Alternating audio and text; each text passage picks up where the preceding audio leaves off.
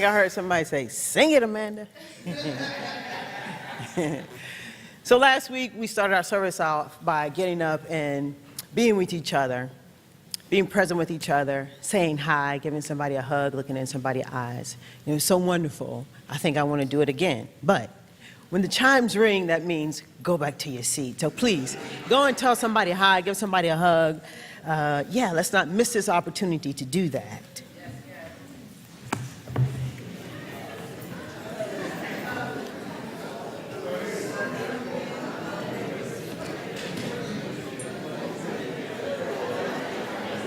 Yeah, got it on.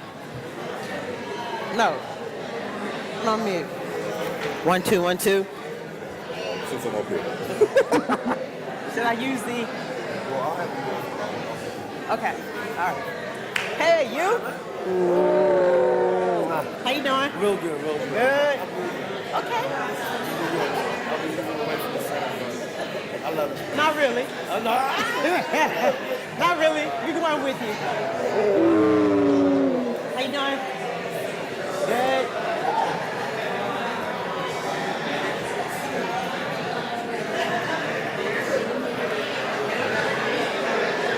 Oh, yes.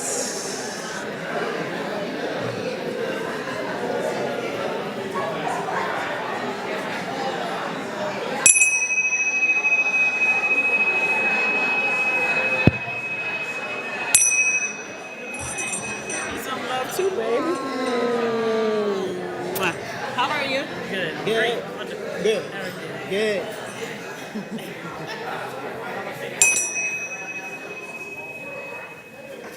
Right. Wow. 1, 2, 1, 2. All right.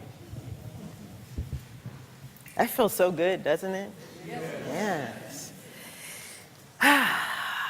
So today we are talking about trust, the action. We started talking about it last week, so this is our second Sunday with this idea of trust, the action. And the principles that we are going to be dealing with today is number 4. We believe that heaven is within us and that we experience it to the degree that we become conscious of it. Number 5, we believe the ultimate goal of life to be a complete freedom from all discord of every nature, and that this goal is sure to be attained by all. Number 9, we believe in the healing of the sick and control of conditions through the power of this mind. You can find the spiritual principles that I read from that the Being Who We Say We Are committee so graciously made up for us in the back of your chairs, and you're free to take them with you. So the action means that we have got some work to do. If we are going to create a life that we desire to have, a life that we desire to live. Last week I said that it's our word plus our feelings and our action that leads to a demonstration, that leads to a manifestation in our life. And so if I want to be free, then you've got to take action. If we want to be free, we've got to take action. And so we believe that God is all that there is. That God is this spirit, this presence, this essence, this energy, and that it's invisible. We believe that we are a part of this presence, this essence, this energy, all the things that are invisible, that which is greater than we are. And so we believe that and its intelligence comes together as one. And so we too are a part of all that it is and its intelligence. We are the intelligence itself. And so what we believe then is that it is the cause of all things. That its nature and our nature is one of being creative, that we create the life that we desire to live, that it just doesn't happen to us, but that we have some part in creating the life that we desire to live.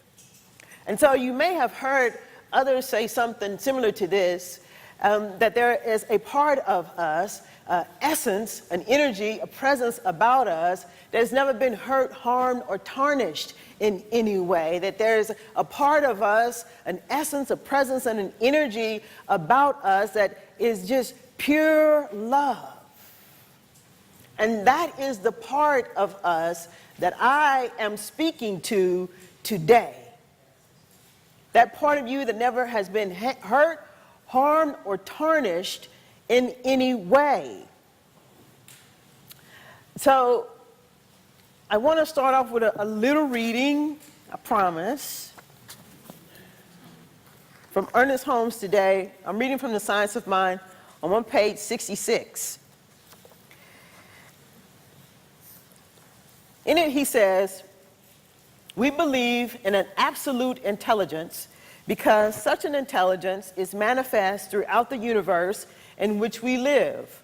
Wherever we look, we see it at work, whether it be the intelligence in the atom or the convolutions of thought operating through the brain of a Socrates or an Einstein. Consequently, we state our first principle as an absolute intelligence. It is impossible for thought, whether it be philosophic, scientific, or religious, and all these are the fonts from which we gather knowledge, to deny such intelligence.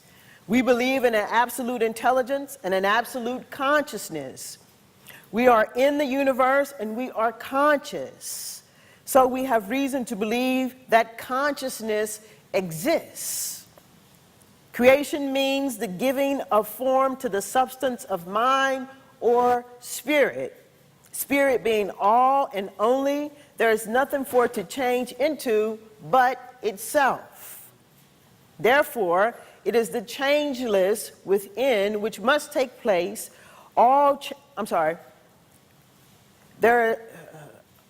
Spirit being all and only, there is nothing for it to change into but itself. Therefore, it is the changeless within which must take place all change or manifestation of itself.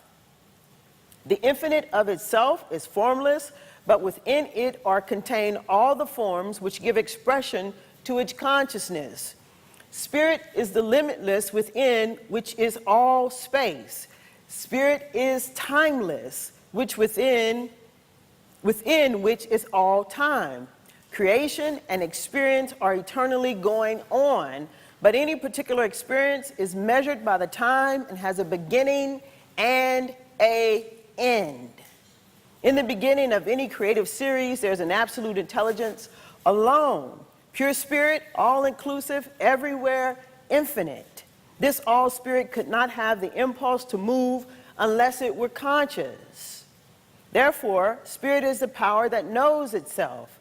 The account of creation, which says, "In the beginning, God created the heavens and the earth," does not refer to a time when there was no creation, but rather to the process of an eternal creation, which is a continual manifestation of spirit.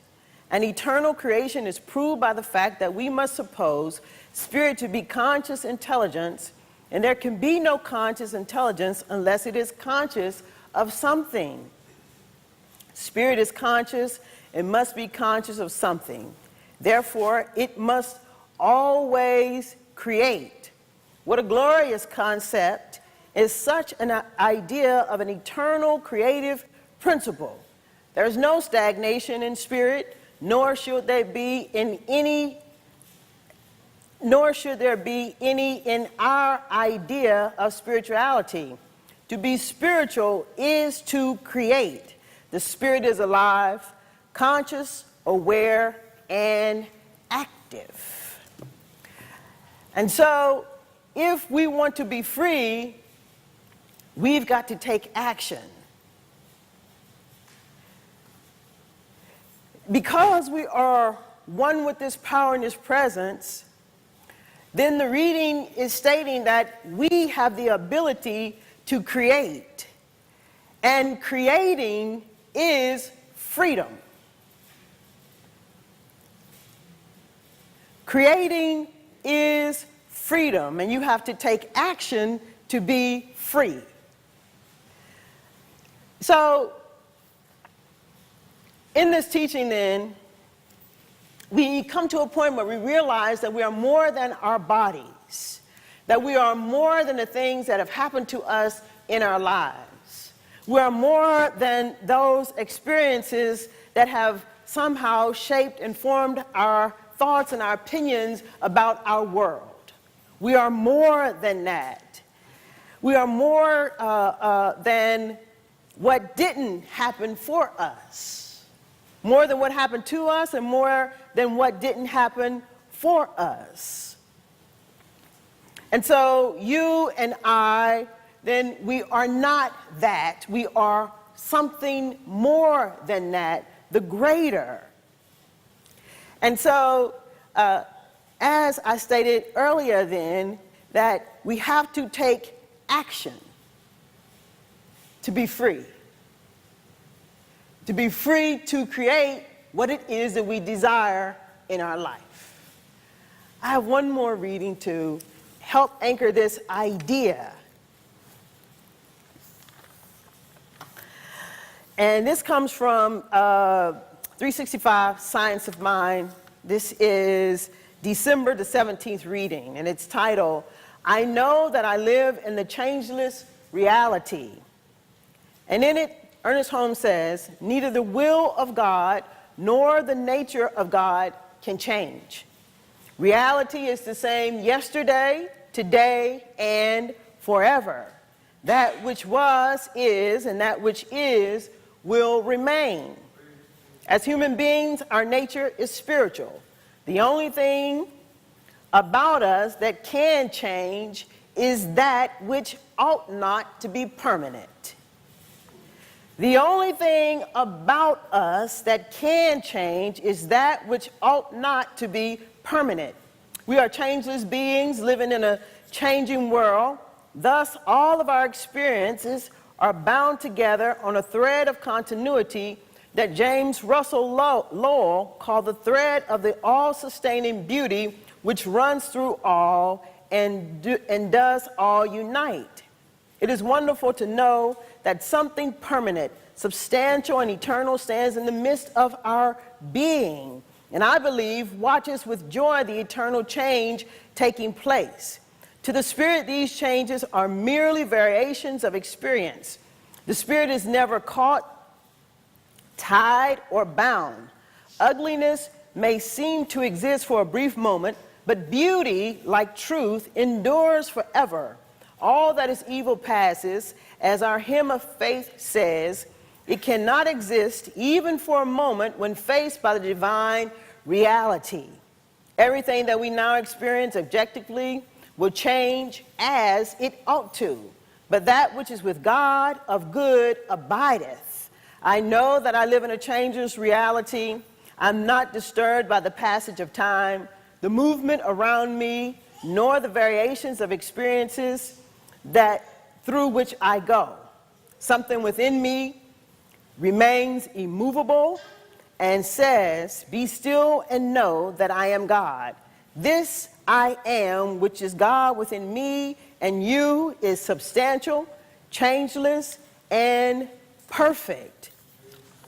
And so, then taking action then is our ability to expand to be able to create what it is that we are desiring. We don't take action for it to be reciprocated. We take action so that we can create. We don't change something so that someone can change something about themselves and then reciprocate what it is that we've changed so that they can change. No, we change so we can create what it is that we desire in our own lives. So we change, as the reading said, what should be changed. And there are some things in our lives that should be changed. And instead of getting caught up in what happened to you, victimization, get caught up in what you can do. Don't get caught up in what happened to you, but get caught up in what you can do. You see, action leads to creation, and creation leads to freedom. Action leads to action leads to creation, and creation leads to freedom. This action is not to change, as I said, what happened. This action is to lead us to freedom. Freedom in our minds, just enough that we can allow something new to enter, so that we can allow a new idea to find its way to us, through us, in us, and as us. And it requires action on our part. It requires action on our part. Last week, we talked about it as this. We said that not only do we treat, but we treat and we move our feet. Action. Last week, we said that electricity is always available, but if you don't flip on the switch, you will not get any light. You will not be the receiver of light. You have got to take some action. Last week, we talked about rolling stones, moving stones out of the way. Last week, I said that we roll stones and not pebbles. Well, you don't roll pebbles because you remove pebbles. You don't roll pebbles, you remove pebbles. The action. See, pebbles are those things in our lives. Have you ever had a pebble in your shoe? Yeah. You had a pebble in your shoe, and sometimes that pebble in that shoe is with you forever, for days, for weeks, for months, for years. If it's a little pebble, sometimes you try to shake it out, and sometimes you get it, and sometimes you don't, so you just rock out with it. You just carry it along with you, never removing the pebble. You have to remove pebbles. That's the action that's going to lead to creation, that's going to lead to your freedom to create what it is that you want to create. So you don't roll stones, you remove stones. See, you remove pebbles. Stones are those things in our lives that's almost unbelievable. They're there for a while, and then they are gone. But pebbles stay with you for a long time. And it's up to you to remove the pebble. It's up to you. So, as I said, pebbles are those things in our lives that's with us. Pebbles are our stories, and we all have one. Pebbles are those situations in our lives that always seem to hold us back. You know, here she go again. Here we are again. I cannot believe this is happening to me again. That's a pebble. It is that part of us that consciously thinks about the external, the things that ought to be changed that we aren't changing. The stone is there to remind you that it's just external and that you can remove it if you choose to. It's up to you, and it's up to me, and that's why the pebble is there, to remind us of this. And so we rarely experience then our true nature as long as we allow the pebble to have its way. Remember, I said there's a part of us that has never been hurt, harmed, or tarnished in any way, that pure spirit part of us that is always one with the divine power and presence, our true nature, where we are creating whatever it is that we desire in our life. So as long as we allow the pebble to have its way, we never get to it, to our true nature. And there are many pebbles in our lives. And the one I want to just focus on for a few minutes is this pebble called forgiveness. You know what I'm talking about. So in Radical Forgiveness, Colin Tippin, he defines forgiveness this way. He says, radical forgiveness challenges us to radically shift our perception of the world and our interpretations of what happens to us in our lives so we can stop being a victim. Let me read it one more time. He says, radical forgiveness challenges us to radically shift our perception of the world and our interpretations of what happens to us in our lives so we can stop being a victim. Trust.